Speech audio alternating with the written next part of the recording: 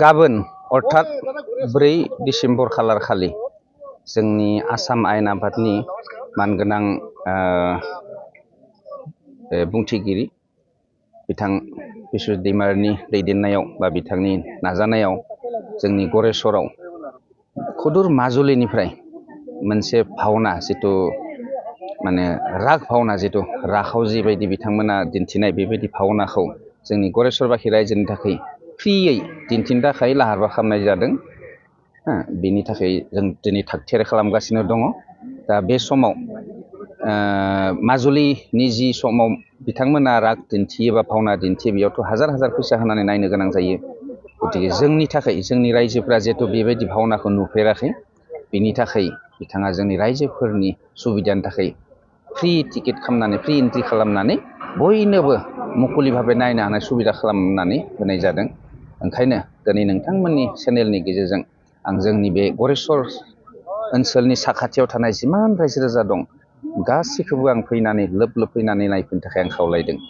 दा बे समावनो लोगोसेयै जे भावना जागायजेननायनि थिग आगोल जे जोंनि बे ओनसोलनिनो बयजोंबो सिनायजानाय मुंदांखा जोंनि देंखोगिरि अर्थात माने सिंगार जेनेबा मेथाइ खनगिरि फुकन बर' बिथां, लोगोसे इलिसा बर' बिथां आरो लोगोसे जोंनि बे गरेस्वर ओनसोलनिनो भायलिना डेका आरो दलिप्रिया बेजबरुवा बिथांमोनखौबो जोङो माने मोनाबिलिनि माने जे माबा हारिमु आयदा बायदियै मोनसे मोनाबिलि समाव जोङो भावनानि आगोल दिन्थिफुंनायनि थाखाय लाहार फाहार खालामनाय जादों।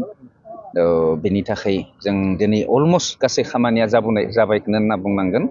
गतिके फै बयबो गरेस्वरनि साखाथिनि रायजो राजा नोंथांमोनखौ जों गुरै खावलायदों। गाबोन मोनाबिलिनि 6 रिंगानि लोगो लोगोनो जोङो बे मोनाबिलि हारिमु आयदाखौ जागायगोन। बेनिफ्राय 8 बाजि बा 8 बाजि 30 मिनिटनि गेजेराव जोंहा भावनानि दिन्थिफुंनाय खामानिया जागायजेनगोन।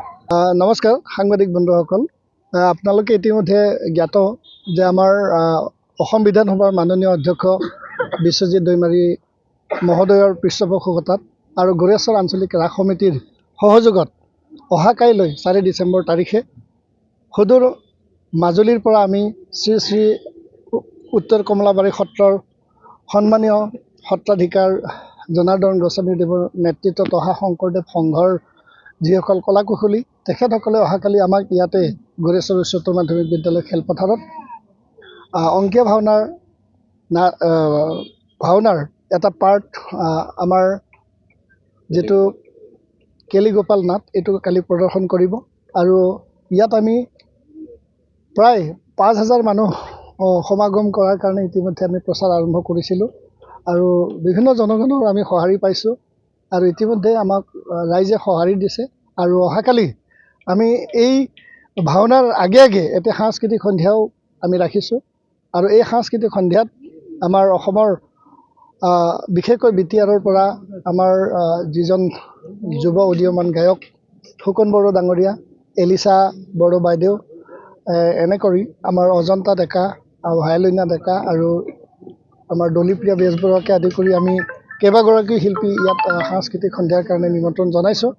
তেখেতসকলেও আহিম বুলি ইতিমধ্যে প্ৰতিশ্ৰুতি দিছে।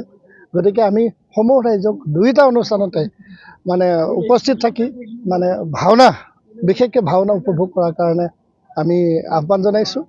আৰু গৰেশ্বৰবাসীৰ বৃহত্তৰ গৰেশ্বৰ ৰাজহ এলেকাৰ যিমান সংখ্যক ৰাইজ আছে আমি সকলোকে মুক্ত মনে আমি ইয়াত অংশগ্ৰহণ কৰাৰ কাৰণে অনুৰোধ জনাইছোঁ।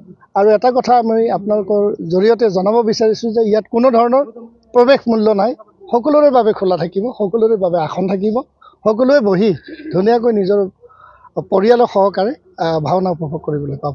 ধন্যবাদ। नोंथांमोना गोब्राब नाजासेयावबो जेरावबो जाफुंसारनो हायाखै नामा? जानांदों नामा गुबुन गुबुन रोखोमनि जेंनाजों मोगा-मोगि?